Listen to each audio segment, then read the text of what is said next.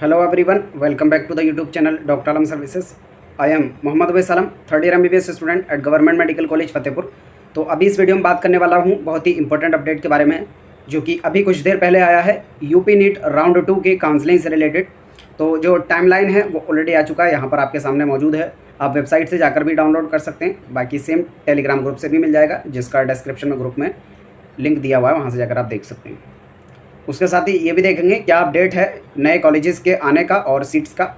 जो लोग भी चैनल पर नए हो चैनल को सब्सक्राइब करें, वीडियो को लाइक करें और अपने फ्रेंड्स में ज़रूर शेयर करें। चैनल डॉक्टर आलम सर्विसेज पर आपको कंप्लीट काउंसलिंग का guidance, update, rules, regulations, process पूरा बताया जाता है और उसके साथ ही पेड काउंसलिंग भी कराई जाती है, जिसमें गाइडेंस का चार्ज जस्ट 1200 रुपीज़ है। कंप्लीट काउंसलिंग का guidance, rules, regulations, update, process, preference list, ये सब कुछ आपको इसी में प्रोवाइड किया जाता है। जो लोग चाहते हैं ज्वाइन कर सकते हैं, नीचे व्हाट्सएप ग्रुप का लिंक दिया हुआ है, वहाँ से जाकर आप ज्वाइन कर सकते हैं। सबसे पहले यहाँ पर डेट्स की बात की जाए, डेट से पहले मैं डिस्कस कर लेता हूँ। हाँ, जो न्यू कॉलेजेस आने वाले थे यूपी में, उनका क्या स्टेटस और कट ऑफ का। बहुत सारे स्टूडेंट्स ने कमेंट्स में बहुत सारे पूछा और उसके साथ ही पर्सनली इंस्टाग्राम पर भी जाकर पूछा था, लेकिन क्योंकि पिछले कुछ दिन से एग्ज़ाम चल रहे थे और उसमें बिजी होने की वजह से सेपरेटली मैं कमेंट्स के भी रिप्लाई नहीं कर पाया था पिछले कुछ दिन से। आगे अब से कोशिश करूँगा कि सभी को रिप्लाई करने की जैसे टाइम मिलेगा उसके अकॉर्डिंग। तो इसमें बहुत सारी क्वेरी यही थी कि जो नए कॉलेजेस आने वाले थे उनका क्या स्टेटस है और आगे क्या कट ऑफ रहेगी। हालांकि जो फर्स्ट राउंड में कट ऑफ रही है काफ़ी अच्छी रही है यूपी स्टूडेंट के लिए, जो एक्सपेक्टेड था उससे भी कम कट ऑफ रही है और आगे भी बेहतर देखने को मिलेगी, क्योंकि अभी सीट्स इंक्रीज़ होने वाली हैं। मैंने आपको अपडेट दिया था कि ऑलरेडी जो ललितपुर और कानपुर वाले कॉलेजेस हैं उन दोनों में 50 से 100 होने वाली हैं, और जो बाकी 6 कॉलेजेस बचे थे उसमें 5 कॉलेजेस को परमिशन मिलने वाली थी एज़ पर इंटरनल न्यूज़, लेकिन अभी तक उसका कोई भी ऑफिशियल नोटिस नहीं आया है फाइनल। अब एक और चीज़ ये अपडेट था कि जो ऑल इंडिया कोटा राउंड 2 है, यानी एमसीसी का राउंड 2 है, वो आज स्टार्ट हो गया और उसका सीट मैट्रिक्स अभी आया नहीं है। आज ही आएगा शाम तक, या हो सकता है जब तक मैं वीडियो अपलोड करूँ तब तक आ भी जाए।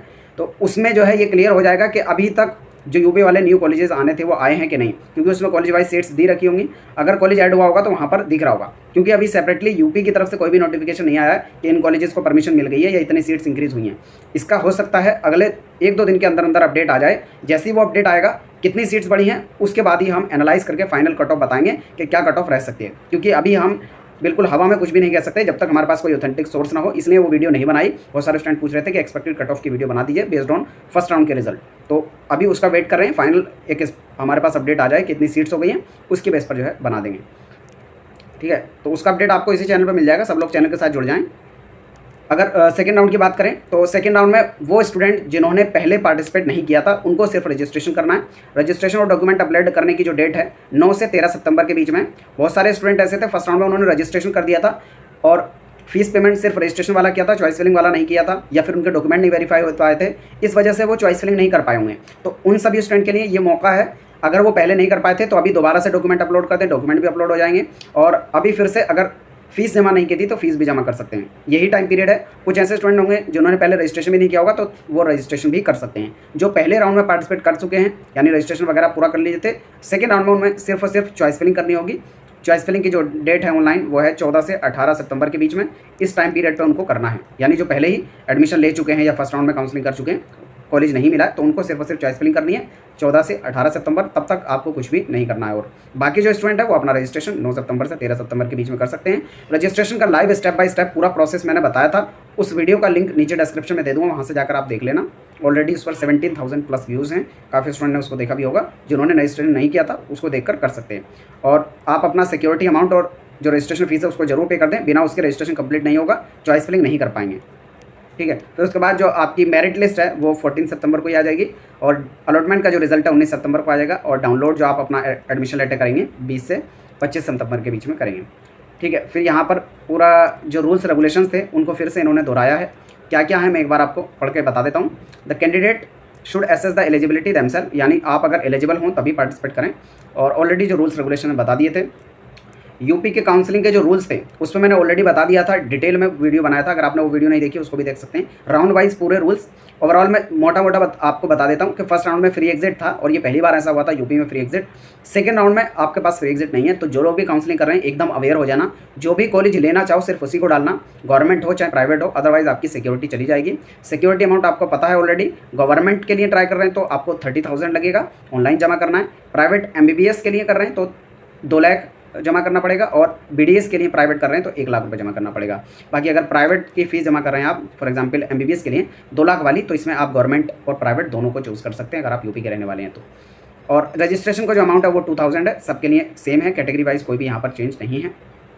फिर यहाँ पर और जो इन्फॉर्मेशन है, candidate registered from the first round of the counseling who have deposited 2000 registration fee for the first round of counseling are not required to re-register or deposit fee to participate in the second counseling। यानी first round में जो पहले registration करके 2000 का जो amount है registration वाला उसको जमा कर चुके हैं, उनको दोबारा से करने की जरूरत नहीं है। तो यहाँ पर साफ आपके सामने हो गया। बहुत सारे स्टूडेंट को ऐसी क्वेरी थी कि पहले अगर फर्स्ट राउंड में सिर्फ रजिस्ट्रेशन कर दिया था, सिक्योरिटी नहीं जमा कर पाए थे, तो वो क्या करेंगे, तो वो अपनी डायरेक्टली यहाँ पर सिक्योरिटी जमा कर सकते हैं। Such candidate who have registered in the first round of counseling but could not deposit the registration fee and security amount can participate in the second round of counseling by depositing registration fee और security amount। अब दोनों में से for example आपने कोई एक fees भर दी थी, दूसरी नहीं भरी थी, तो आप उसी को भर के जो है डायरेक्टली कंटिन्यू कर सकते हैं। आपके डॉक्यूमेंट अगर वेरीफाई हो गए थे तो, और डॉक्यूमेंट अगर वेरीफाई नहीं हुए तो आप अपने डॉक्यूमेंट्स को वेरीफाई करने के लिए दोबारा से अपलोड कर सकते हैं।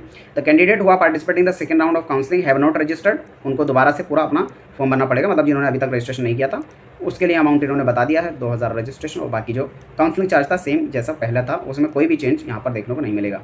और अनअलोटेड कैंडिडेट यानी जिनको कोई भी सीट नहीं मिली है, और जिन नॉन रिपोर्टेड कैंडिडेट यानी जिन्होंने कॉलेज में एडमिशन नहीं लिया है यानी फ्री एग्जिट कर दिया, तो वो डायरेक्टली सेकंड राउंड में काउंसलिंग में पार्टिसिपेट कर सकते हैं, दोबारा से रजिस्ट्रेशन करने की जरूरत नहीं है। Only those candidate will be eligible for choice filling whose original document has been verified, यानी जिनके डॉक्यूमेंट वेरीफाई हो चुके होंगे सिर्फ वही पार्टिसिपेट कर सकते हैं। और अगर किसी के वेरीफाई नहीं होते हैं तो यहाँ पर आप जो है रीवेरीफाई के लिए दोबारा से अपलोड कर सकते हैं, साफ दिया हुआ है। इसके अलावा कोई भी आपकी दिक्कत पड़ती है तो इनके हेल्पलाइन नंबर पर भी कॉन्टैक्ट कर सकते हैं। अभी कुछ देर में अपडेट जो है ऑल इंडिया का आ जाएगा, उससे पता लग जाएगा कि नए कॉलेजेस ऐड हुए हैं कि नहीं हुए हैं। जो भी अपडेट होगा आपको सबसे पहले इसी चैनल पर मिलेगा। सब लोग जुड़े हैं चैनल के साथ। मिलते हैं नेक्स्ट वीडियो में, तब तक के लिए थैंक यू।